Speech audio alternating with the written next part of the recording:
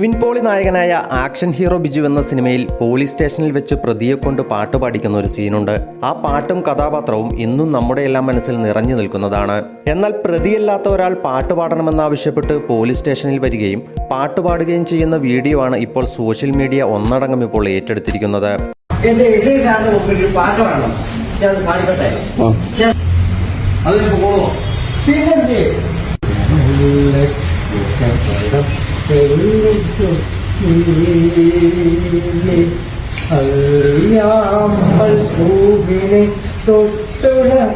SI സാറിന്റെ മുന്നിൽ ഒരു പാട്ട് പാടണമെന്നാവശ്യപ്പെട്ട് ഒരാൾ പോലീസ് സ്റ്റേഷനിലേക്ക് വരുന്നു.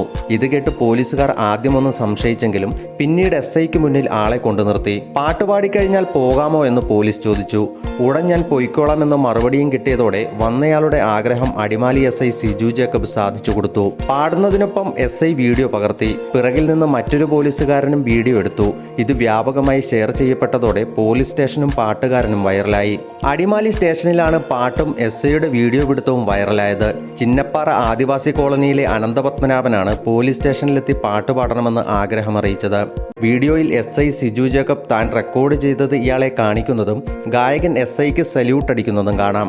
സഹജീവികളുടെ പ്രശ്നങ്ങളെയും ആഗ്രഹങ്ങളെയും സംയമനത്തോടെ കേൾക്കുന്നവനാണ് യഥാർത്ഥ നിയമപാലകനെന്നും പാട്ടുപാടിയയാൾക്കും അതിന് സ്നേഹപൂർവ്വം അനുമതി കൊടുത്ത ഉദ്യോഗസ്ഥർക്കും അഭിനന്ദനങ്ങൾ എന്ന ക്യാപ്ഷനോടെയുമാണ് സോഷ്യൽ മീഡിയയിൽ വീഡിയോ പങ്കുവെക്കപ്പെടുന്നത്. ടൗണിൽ വിവിധയിടങ്ങളിൽ പാട്ടുപാടി അനന്തപത്മനാഭൻ നടക്കുന്നത് പതിവാണ്.